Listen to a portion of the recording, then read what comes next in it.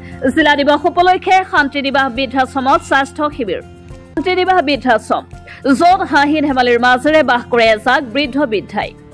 ৩৪ গৰাকী বৃদ্ধ বৃদ্ধৰে কলমলাই থকা শান্তি নিবাস বৃদ্ধাশ্ৰমত আজি পুৱাৰ ভাগত উপস্থিত হয় নলবাৰীৰ স্বাস্থ্য বিভাগৰ এটি দল।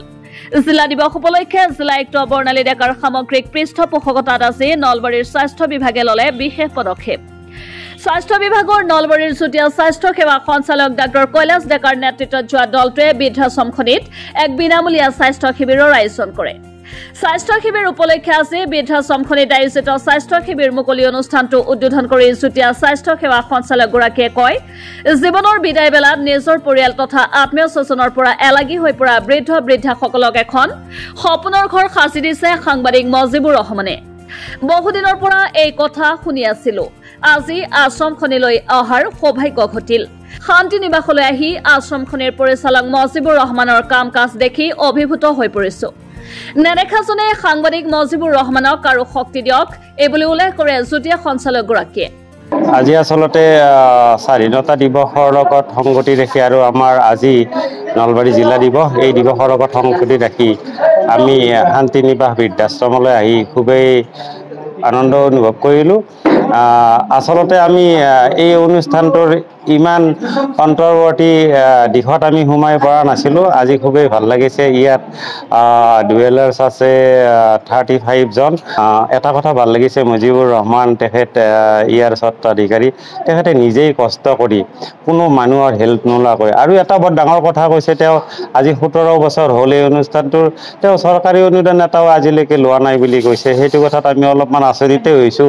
তথাপিও নিজৰ কষ্ট সাধ্য কৰি এই অনুষ্ঠানটো ইমান ধুনীয়াকৈ চলাই আছে। আৰু মানুহখিনিক আমি আজি পৰীক্ষা কৰি পাইছোঁ যে চিৰিয়াছ বেমাৰত এটা ৰোগীও ইয়াত ভোগা নাই।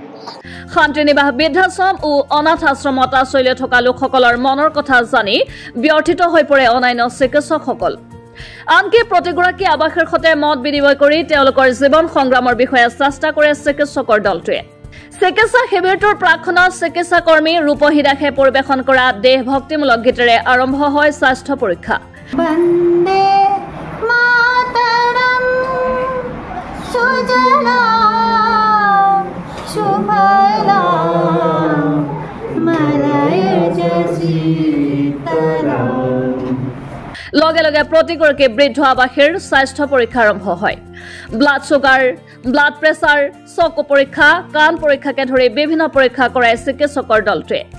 চিকিৎসা শিবিৰটোত অংশগ্ৰহণ কৰি বিশিষ্ট চিকিৎসক ডাক্তৰ মধু বৈশ্যই কয়, কোনো ধৰণৰ চৰকাৰী অনুদান নোহোৱাকৈ নিজৰ কষ্ট উপাৰ্জিত ধনেৰে ইমানবোৰ মানুহক অকলে আশ্ৰয় ভৰণ পোষণ ও পৰিচৰ্যা কৰি অহাটো সহজসাধ্য নহয় যদিও তেনে কামেই কৰি আহিছে সাংবাদিক ৰহমানে। সাংবাদিক ৰহমানৰ এই কামক ভূয়সী প্ৰশংসা কৰে বিশিষ্ট চিকিৎসকগৰাকীয়ে। নলবাৰী জিলা দিৱস আৰু অহাকাইলৈ স্বাধীনতা দিৱস উপলক্ষে নলবাৰী জিলা আয়ুক্ত মহোদয়াৰ নিৰ্দেশ অনুসৰি আমি জিলা স্বাস্থ্য বিভাগৰ তৰফৰ পৰা আজি নলবাৰীস্থিত শান্তি নিবাস বৃদ্ধাশ্ৰমত এক বিনামূলীয়া স্বাস্থ্য শিবিৰৰ আয়োজন কৰিছিলোঁ। গতিকে আজি আচলতে ইয়ালৈকে আহি আমাৰ গোটেই টিমটো আহি এটা বৃহৎ টিম এটা আহি আমাৰ মানে মনটো কিবা সলনি হৈ গ'ল। ইয়াত আহি ইয়াৰ স্বত্বাধিকাৰী মুজিব ডাঙৰীয়াৰ লগত আমি কথা পাতিলোঁ আৰু গম পালোঁ যে ইতিমধ্যে যোৱা প্ৰায় 17 বছৰে এই বৃদ্ধাশ্ৰমখন চলি আহি আছে একক প্ৰচেষ্টাত। তেখেতে কোৱা মতে তেখেতে কাৰো সহায় নোলোৱাকৈ একক প্ৰচেষ্টাৰে এই ইয়াত নিৰাশ্ৰয় বা যিখিনি সমাজৰ অৱহেলিত ব্যক্তি, সেই ব্যক্তিখিনিক বুটলি আনি পেলাই ইয়াত আশ্ৰয় দিছে আৰু নিজৰ সাধ্যানুসৰি খোৱা লোৱাৰ যোগান ধৰাৰ পৰা চিকিৎসাৰ পৰা আৰম্ভ কৰি পৰিচৰ্যালৈকে সমস্ত নিজেই কৰিছে। জীৱনৰ অন্তিম সময়ছোৱাত পৰিয়াল আত্মীয় স্বজনৰ পৰা এলাগী হৈ শান্তি নিবাস বৃদ্ধাশ্ৰমৰ পৰিচালক মজিবুৰ ৰহমানৰ আবদাৰ মাজত সময় অতিবাহিত কৰি অহা ৩৪ গৰাকী আৱাসীক আশ্ৰয় ভৰণ পোষণ দি আশ্ৰমখনিৰ পৰিচালক মজিবুৰ ৰহমানে চলাই অহা মহৎ কৰ্ম তথা মানৱীয় কৰ্মক তেওঁ উচ্চ প্ৰশংসা কৰে বিশিষ্ট চিকিৎসক ডাক্তৰ ৰঞ্জন ভট্টাচাৰ্যই। বহুত দিনৰ পৰা ভাবি আছিলো যে শান্তি নিবাসত আহিম, কিন্তু মানে কিবা পাক চকত পৰি অহা নহয়। এনেকে মজিবুদাও কৈ থাকে প্ৰায় আহিবৰ কাৰণে, কিন্তু অহা নহয়। ছাৰে এই সুযোগটো দিয়াৰ কাৰণে ছাৰক যথেষ্ট ধন্যবাদ দিছোঁ। লগতে মানে এনেকুৱা সুযোগ ভৱিষ্যতে পালেও ভাল লাগিব। আজি আহি ইয়াত ভাল লাগিল। বিভিন্ন জেগাৰ পৰা অহা বিভিন্ন মানুহ দেখা পালোঁ। কাৰ কি অৱস্থা, কাৰ কি পৰিস্থিতি, কি বাধ্য হৈ মানুহবিলাক ইয়াত আহিছে, মজিবুদ্দাই সেইখিনি বিশ্লেষণ কৰিছিল। শুনি অলপ বেয়াও লাগিছে মনটো তাৰপিছত মানুহখিনিক লগ পাই ভাল লাগিল তেওঁলোকে আইতাসকলে যিখিনি মৰম দেখাইছে আমি যিখিনি আশীৰ্বাদ পাইছো সেইখিনিৰ পৰা আমি ধন্য হৈছো আৰু ভৱিষ্যতে আহিব পালে ভাল পাম জিলা দিৱস উপলক্ষে নলবাৰীৰ শান্তি নিবাস বৃদ্ধাশ্ৰমত জিলা স্বাস্থ্য বিভাগৰ ফালৰ পৰা আয়োজিত বিনামূলীয়া স্বাস্থ্য পৰীক্ষা শিবিৰটোত উপস্থিত থাকি জিলা দিৱসৰ তাৎপৰ্য ব্যাখ্যা কৰে নলবাৰী পৌৰসভাৰ সভানেত্ৰী জয়শ্ৰী পাঠকে পৌৰসভাৰ সভানেত্ৰীগৰাকীয়ে আশ্ৰমখনিৰ আৱাসীসকলৰ সুস্বাস্থ্য কামনা কৰাৰ লগতে আশ্ৰমখনিৰ পৰিচালক মজিবুৰ ৰহমানৰ কৰ্মৰাজিক ভূয়সী প্ৰশংসা কৰে কাৰণ আমি যিখন সমাজত থাকো বা নিজৰ ঘৰখনত যি এটা সমাজ আমাৰ ঘৰুৱা পৰিৱেশত থাকো তাৰ পিছত ইয়াত আহিলে এনেকুৱা লাগে যে আমি কি কৰি আছো বা কাৰ কাৰণে কৰি আছো গতিকে মজিবুদাই ক'লে ইয়াত বহুগৰাকীক এনেকুৱা ল'ৰাই মাৰধৰ কৰি কিনে পঠাই দিছে বা কাৰোবাৰ ছোৱালীয়ে পঠাই দিছে মই যিটোৱে স্বাধীনতা দিৱস আমি উন্নয়ন দিশত গৈ আছো বা স্বাধীন হিচাপত আছো কিন্তু এতিয়াও যেন আমি পৰাধীন হৈ আছো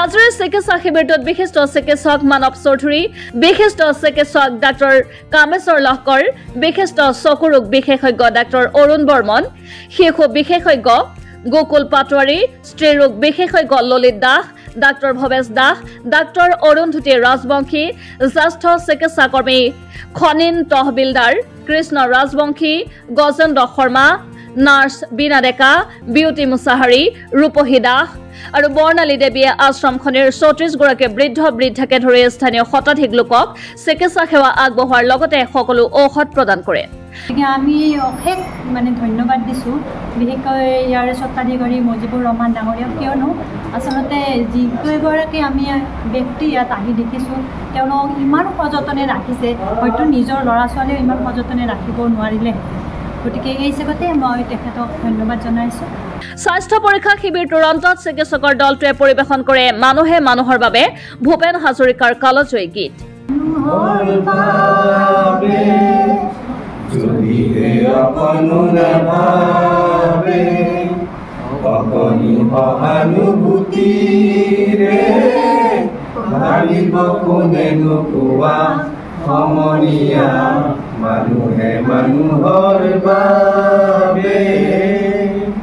উল্লেখ্য যে 2008 চনৰ পৰা সুদীৰ্ঘ 17 বছৰে সাংবাদিক মজিবুৰ ৰহমানে নিজৰ ঐকান্তিক প্ৰচেষ্টাত সহস্ৰাধিক লোকক বিভিন্ন স্থানৰ পৰা উদ্ধাৰ কৰি আনি চিকিৎসাৰ অন্তত আশ্ৰয় ব্যৱস্থা কৰি আহিছে শান্তি নিবাস বৃদ্ধাশ্ৰমখনত পৰৱৰ্তী সময়ত পৰিয়াল আত্মীয় স্বজনৰ সৈতে যোগাযোগ তথা কাউন্সেলিঙৰ জৰিয়তে 8 শতাধিকৰো অধিক পৰিয়াল আত্মীয় লোকক সমজি দিবলৈ সক্ষম হৈছে এই সকলৰ ভিতৰত মৃত্যু হোৱা 97গৰাকী লোকৰ অন্তিম সংস্কাৰ তথা মুখাগ্নি কৰিছে তেওঁ নিজ হাতে এই সকলোবোৰ কথা জানি চিকিৎসক আৰু চিকিৎসা কৰ্মীৰ দলটো অভিভূত হৈ পৰাৰ লগতে বৃদ্ধ অৱস্থাত পিতৃ মাতৃক নিজ গৃহত অনাদৰ নকৰিবলৈও সন্তানসকলক আহ্বান জনাই চিকিৎসকসকলে ইয়াৰ মাজতে শান্তি নিবাস বৃদ্ধাশ্ৰমৰ হৈ আশ্ৰমখনিৰ পৰিচালক মজিবুৰ ৰহমানে হেঁপাহৰ গামোচাৰে চিকিৎসকৰ দলটোক সম্ভাষণ জনায় news desk report Assam voice